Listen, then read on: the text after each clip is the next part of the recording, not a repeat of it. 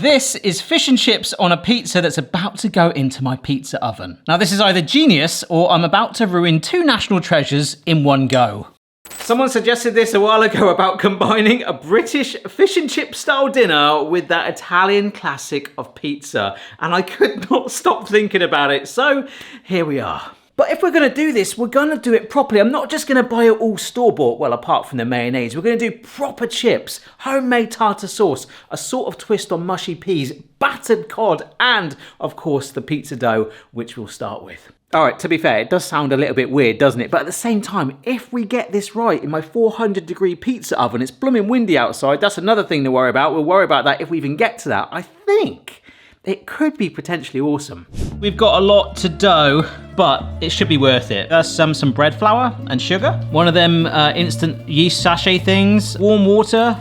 And now that's partially all mixed in, a little shimmy of salt. Now this is a really simple pizza dough, where I kind of let the dough do all the work, and you'll see in a minute. So cover it in cling film and leave it overnight for 24 hours, or if you want to really slowly develop the flavour, in the fridge for about 48. Yeah, so that's that one going in, and here are two that I made before. And look, that is the same amount of ingredients.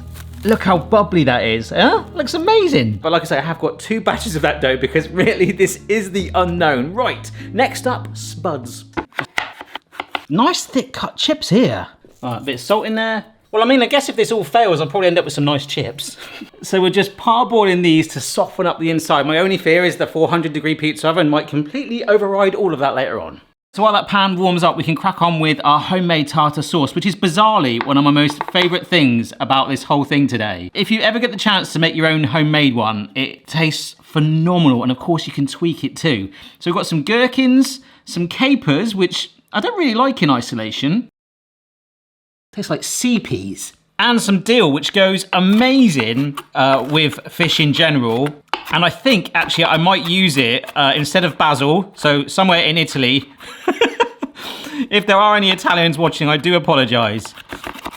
Obviously a little bit tangy as well from the gherkins with the vinegar they've been sat in. But of course, with fish and chips in the UK, vinegar is quite a popular staple anyway.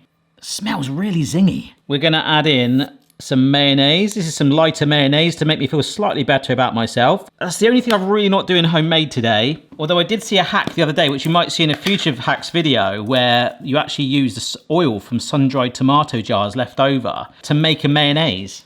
100% trying that. So that's a bit of salt and pepper, a little blob of Dijon mustard, and the juice of half a lemon. It looks like something you might get served at a Michelin restaurant, or maybe a very bad one. But you've got all those flavours in there working together. Ooh. Tweak it to your liking, more salt, pepper, lemon mayo, whatever. The Dijon's just something I wanted to add in. It's giving it a nice little kick. I don't really know what this is going to be yet, whether I drizzle it on at the end or maybe I use it as the base. I genuinely don't know. But of course, if you don't want to make this, you want to buy it from the store, it's no big deal. Pun intended. So just while these are finishing softening up, I'm in kind of like two minds right now. I guess the good thing is I've got lots of dough to experiment if I don't like it the first time. But what I'm worried about is because the pizza oven gets so hot, it could absolutely obliterate the chips and the fish. So these are fries cooked chips. We're boiling them. We're going to fry them twice. Maybe I just fry them once to get a lighter colour, just like the fish, to lock that coating in and hope that the pizza oven enhances that golden colour. But my preferred method using the tartar sauce is to kind of weigh down the base and kind of part bake it. Yeah, like I've got a part ready-made base in a restaurant. That has literally been what I've been thinking about all morning. Thrice cooked chips or double cooked chips and then pizza ovened. Look at that heat coming off, and just like thrice cooked chips, let it cool down fully. Cover it with cling film and stick it in the fridge with our ever-growing collection of mixing bowls. Right, it is blowing an absolute howly outside. I'm really worried about my pizza oven, but we've got a bit of time to go yet. Okay, mushy peas, a staple if you like them. I cannot stand them from a chip shop. I've always hated them. I don't know what it is. It feels like they're made differently. I mean, if the title isn't self-explanatory, look, it is literally mushed peas. Oh. You've seen me do homemade fish and chips on the channel before where I made a minty mushy peas. Let's do that. That was disgusting. And although, as we discussed before, the recommended method for cooking peas on the packaging is the microwave, we're going to simmer these on a hob. Let's give peas a chance. All right, so just while those peas are warming up, this is my dilemma, okay? I had to write it down while the potatoes were cooling. A very exciting thing to do, I know. Step 1, do I make the base and then put a sauce on with the tartar and maybe some cheese too to blend it in and act as a glue and still remind it that it's, well, a pizza. So hopefully the sides will puff up a little bit and then we add our other cooked ingredients. That is my preferred route. The other option is to chuck all of those things on in that super high heat. I'm worried the fish and the chips will all burn. Of course, the other option, like I say, is to dollop the raw battered fish chunks on there. But then the batter could spill everywhere, so I'm pinning all my hopes on this method. But if it fails, we can always try that. So aside from a little bit of butter to help the flavour in those peas, I don't think they're gonna be mushy peas actually, they're gonna be like more mashed peas. And there's no way you'd have mint or even butter, I suppose, in normal mushy peas. But I've been to a few gourmet restaurants and they serve it alongside it and it is like game changing. Time to drain them off. Oh, excuse the washing up, I use this on my potatoes, I might as well use it. That's one of the things in the garden kitchen. The washing up is hard to keep on top of sometimes on my own. Ooh. Oh my gosh.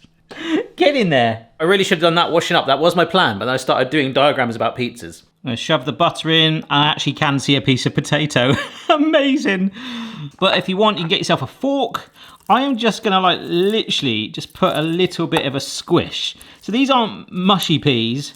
They're kind of like, you know, like you get hand-cooked crisps in a supermarket? I remember on Barshan's cousin Dan and I were always debating about that, like hand-cooked chips. Someone putting their hand in hot oil. These are hand-squished peas, perhaps, so a nice little bit of texture. And let me tell you, that is one of my most favourite things in the world. So we've got tuck here warmed up with oil to about 130 Cs, slightly lower.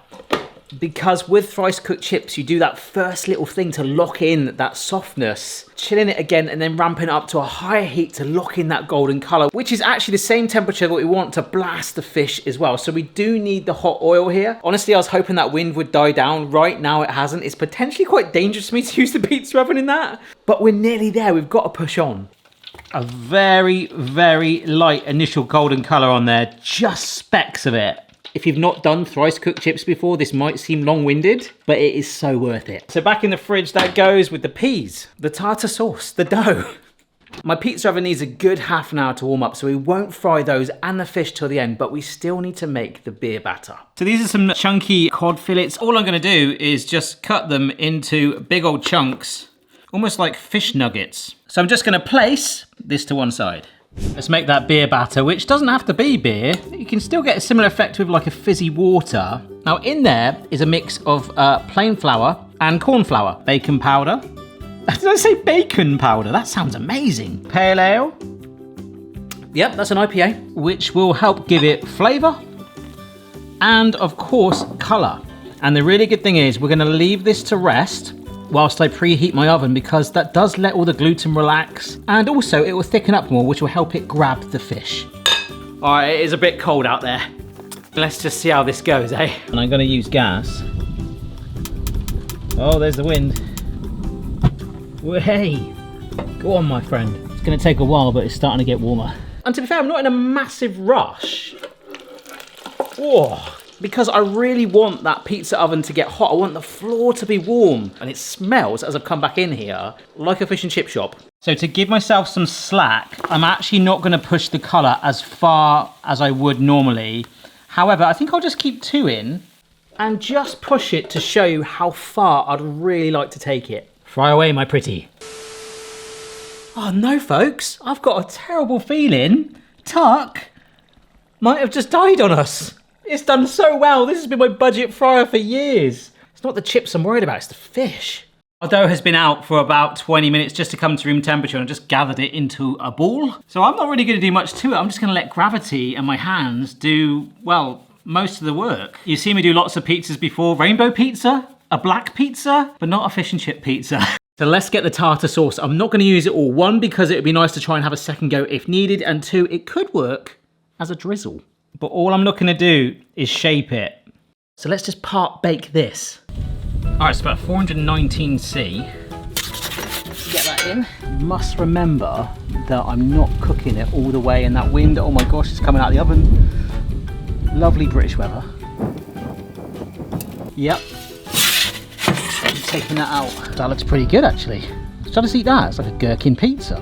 Got the batter here. So what I'm gonna do is actually just dollop, it's almost like quicksand. Look, it is slowly going in itself. Oh no, it's done that tapping noise. I might have to get a new fryer. Oh, lovely stuff. Just gonna keep pushing these around safely. I missed tuck already. It's starting to splatter a bit. Oh. Again, I would like to push the color slightly more, but I've got to give myself a little bit of slack. I'm not gonna do the mushy peas at this stage because I think basically they'll incinerate. However, my postman just knocked at the door, answered the door, and he literally said, "You smell like a fish and chip shop."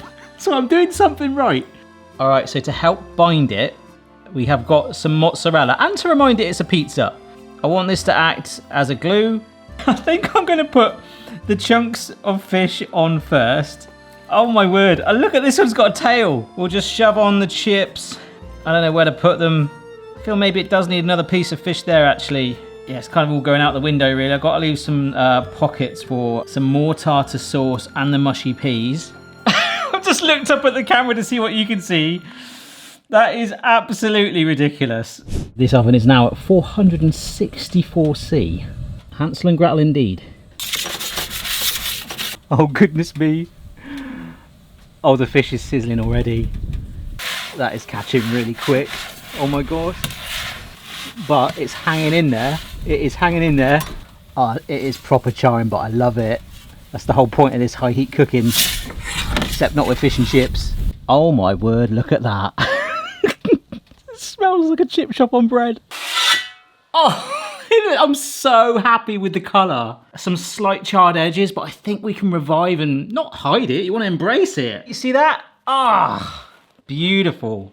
So let's give this some vibrancy. Some mushy peas. Not too much. Just scatter those around. The mozzarella. I was probably wondering what the heck is going on. So here's our tartar sauce that of course is already incinerated into the crust. Heston Blumenthal was tasked with reviving, I think it was Little Chef, like their restaurant. So he came up with this idea of serving fish and chips at the table in their restaurants. And like spraying vinegar into the air like a mist to make it smell like you buy a fish and chip shop, maybe by the seaside. So yes, I'm not spraying vinegar on it, but I've given it a nice dollop of that. That is absolutely incredible. And based on the way that cooked, I am so glad that we actually did it in 2 parts. Check that out, guys. This is so stupid. Oh, you can see the charring on there. Ah, it's warm, but look at that crust. Look at that. Ah, blooming chunk of fish has come off. So thanks for watching today, guys. If you've got any future hybrid recipes that you think would be useful, do let me know down below.